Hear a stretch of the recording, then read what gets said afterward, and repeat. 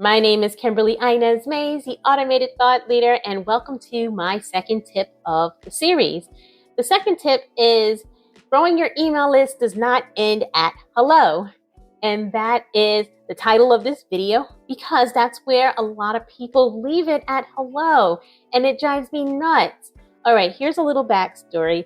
I used to do web design back in the day. I still kind of do a few websites here and there, but that's neither here nor there. But doing websites, I would see it so many times where people would grow their email list. I'd build a form for them. We'd build a lead magnet, and then people get on their list, or I get on people's list, and then I don't hear from them again. And I'm like, wow, what a wasted opportunity. And I've worked with so many people who have a disengaged list that they haven't emailed in 6 months, 8 months, maybe even over a year. And you know what happens to those subscribers? They forget all about you. So when you finally do send an email, they opt out because they don't remember who you are. And that could be a very, very disheartening thing, right? You're like, wow, well, they don't really like me. I don't know. Every time I send an email, like 20 people opt out, and maybe my content's not very good. Well, maybe you're allowing people to forget about you. So growing your email list does not end at hello. Take your subscribers on a journey with you. And I talked about ways that you can grow your email list through landing pages. I'm a big fan of landing pages. I make landing pages for days, but you can also use your website. You can use other things too. But once you have people signing up for stuff, give them more because that's what they came for. So for example, if they've signed up to get an ebook from you, a webinar or series or something else like that, then the chances are that thing that they signed up for is not going to solve all of their problems. They really need your bigger program or service. But if you aren't sending them information about it, then how are they going to ever know that it exists? So that's why I always talk about a welcome series.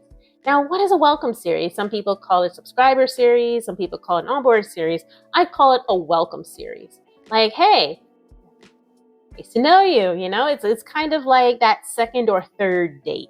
It's like, okay, well, I liked you enough to sign up to your whatever, but now, I'm interested in spending some more time with you. Not necessarily marrying you yet, but let's go on some more coffee dates, or let's go to a movie or something like that. So think of your welcome series as a series of like first couple of dates, right? So this is what I like to call it: a welcome series or welcome campaign, an automated list of emails that are sent to your subscribers once they join your email list. So it's really important that you make a good impression up front, right? So you want to make sure that they understand who you are, what you do, what you offer, and how you can solve their problem, most importantly. And you also want to make sure that you are using some of your best content. And I tell my clients a lot is that your best content has already been created. If you've been featured on webinars, been featured on podcasts, you've written books, spoke from the stage, these are valuable tips and resources that you can repurpose into an automated email series so that people who don't already know what you do can now know what you do. So let's think about it this way. I sign up for your free ebook.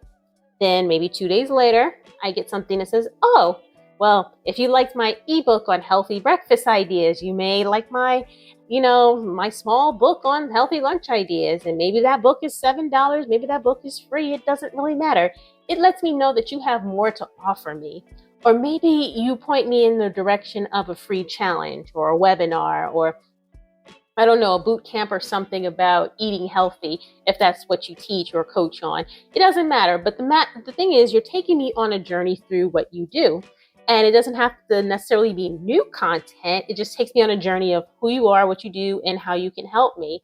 And as I get these emails, I'm like, okay, well, he or she has a course on cooking healthy lunches, or maybe moving in the middle of the day, moving your body in the middle of the day, or doing something else. And then, 2 days later after that, maybe you've been featured somewhere, you want to link to your YouTube video where you've been featured on this platform, or maybe you want to introduce me to something else. And then that's usually a series of 4 or 5 emails leading up to a bigger offer. So that bigger offer can be the next step. So what does this person need from you next? So if your entry point is a free ebook, what does your ebook address that your next step can help them with a lot more? Because these are the things that you'll want to put in your welcome series, and you'll also want to pepper it with helpful tips and tricks, tools, resources, things like that. Because the best time to get someone's attention is really at the beginning of the journey, so beginning of their relationship. So think of it again like a series of first couple of dates where you're gonna really put on your nice shirt and your cologne and you're gonna do your hair or whatever. Not to say that you're gonna be a bum for the rest of the relationship, but just put your best foot forward in this automated welcome series. Make your offer, shoot your shot, and measure the results. Wow, I should probably put that into like a quote somewhere. That was cool. And I don't even use a transcript when I make these videos. I honestly don't. Well, anyway, that was all I had to say about that. And I will see you in the next video. Bye-bye.